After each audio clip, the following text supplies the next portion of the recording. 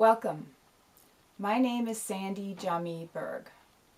I'm a certified focusing guide and teacher. Focusing is a natural skill. It's also the most easily accessible way I've found to access our own body wisdom and inner knowing. Focusing is also the essence of change. I coordinate a group of focusers called Floyd Focusing. We support each other in learning and practicing this skill. Our goal is to make focusing accessible to anyone who would like to learn it. What you are about to see are a few of the Floyd Focusers talking about what focusing has meant for them to bring it into their lives, and also about the power of partnership, the way that we practice focusing together. Enjoy. My name's Martha Taylor, and I've been a focusing person for about 3 years. I have found it to be such an enhancement of my life that I now don't know how I would manage without that time. I've been working with my partner for, at least a couple of years now. We meet every week, and when we don't get a chance to meet every week, we feel deprived of our process, and it enhances so much of our time because we don't have to always start over at the beginning. We've gotten to know each other well enough that even if we say nothing when the other person's there, it's so enhancing to the quality of what I share to have someone sitting there that's totally in tune to my presence.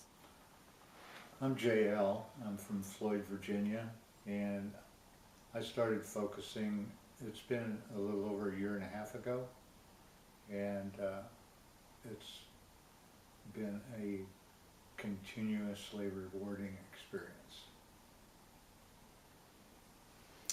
My name is Inge. I had a focusing session, actually 3 focusing sessions with Sandy a couple of years ago when something came up in my life that really felt like I had hit a wall. And I wasn't sure if I was going to go through it or around it or just be stuck there.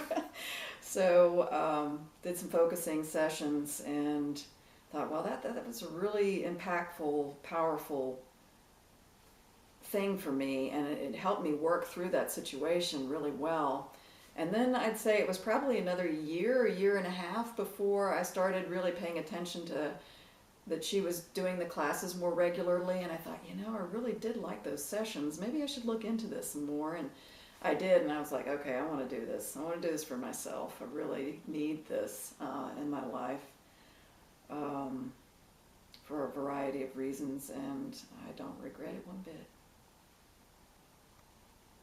Done quite a bit of inner work and like transformation work in the past, and I think what attracted me to focusing was that I've been through those different modes before, and I just feel like they took me as far as I could go.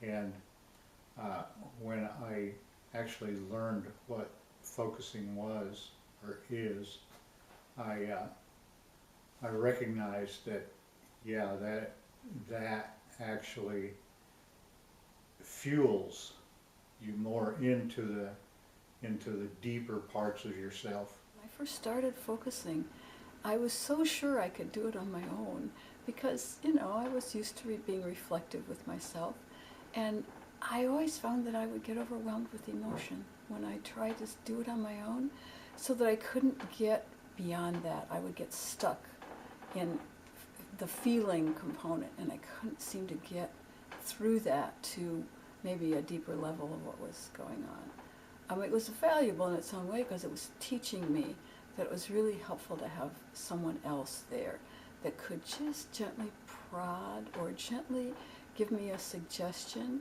that might carry me through. But it's also just in recognizing that was a place I kept stopping. One of the things that's different about focusing is you work with a companion. Oh, So yeah, how does that, yeah. what has that meant to you? Yeah, to me, it's been a way to really achieve a deeper level of intimacy with communication, because I get to see my companions' processes, and I'm able to hold space for that. And it, to me, it allows for much more of an intimate encounter. Having a partner or two, I think, is really helpful. Right now, I'm in level 3, and I haven't really focused on one particular person. I have, I'd say, 2. JL is one, and then there's another person that I have focused with more than any of the other people that we've been practicing with. And so for me, it's nice to have 2 people, because sometimes our schedules are conflicted and we can't get together, but then having another person is like a backup. Or if there's some big need that arrives, some crisis in our lives, and we have a couple of different people that we can call. And even, like I said, even if it's just over the phone, we can be there for each other, and we've established this, like you said, this intimacy already with, 1 or 2 other people, and it's then easier just to kind of pick up easily where you left off with those people. Mm-hmm. Whereas if it's somebody new each time, it's not quite the same. I mean, it's good. Those sessions are still, I think, beneficial in so many ways. But to have some comfort in that with 1 or 2 partners that you're really comfortable with makes it even more impactful. That I have found in working with my own process is that I'm gradually learning to get in touch with little pieces of some of the bigger issues that I have in my life. For example, I've been a sufferer of migraine headaches for a long, long time. And talking about what comes up in partnership really gives me permission to go a little bit farther. Well, one of the beauties of the class and how it is set up is that everybody keeps everything confidential, that they strictly abide by that rule, that we won't share what has been discussed between the 2 partners with anybody else. And I have never seen anybody break that rule. So it makes me feel more confident the more I work with people, whether I know them or not, because I see that they are not sharing that information in a way that could harm anybody. So that makes me feel more confident then in what we're doing. Surprised by the value of what focusing brought into your life? Yeah, I think I was surprised. I mean, I thought it would have a big impact, but it's had more than a big impact for me. Like I mentioned earlier, that there are times when I don't practice it as regularly as I'd like, and then I start observing myself and my behaviors at work or with my family, things that are coming up inside me, and I realize I need to do some focusing. So that tells me that it's working for me, because it's almost like when you have a favorite meal that really comforts you in some way, and you would really like to have it once a week, and let's say maybe a month's gone by, and all of a sudden you start to crave it. You start to crave that fantastic meal that it's like such comfort food for you. And that's what focusing is for me. If I let it go on for too long without it, it's like I really start to crave it, and then I feel totally nourished again. Like it is just the most beautiful soul and heartful meal that you can give yourself, and in such a very healthy, mental and balancing way. That's kind of what I feel about it. Yeah, I can't say that I was really surprised as to what the value of it was going to be, but I do have to say that I was anticipating it and expecting it to be valuable to me. So I guess it has met my needs, and it has fulfilled my desires for a process. So it's been everything that I wanted it to be.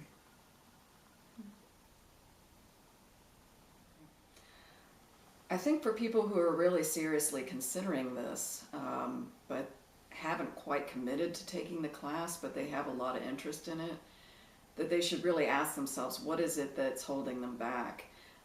For me, I did delay in signing up for the class at first because I wasn't sure if I had the money, if I had the time, and I had all this stuff, blah, blah, blah, blah, blah. It was all fear.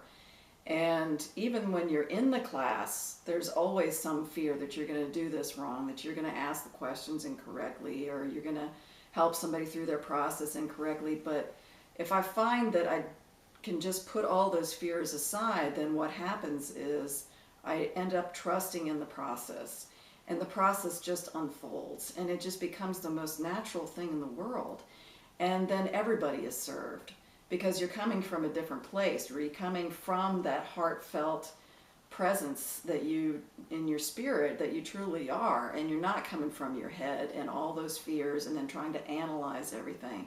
And if you come in from that place, it always works out. It always works out. So you shared earlier what one of the long-term reasons was for doing this focusing, and after you said that, I started thinking about, well, what was my long-term? Do I even have a long-term? And then I was like, yeah, I really do.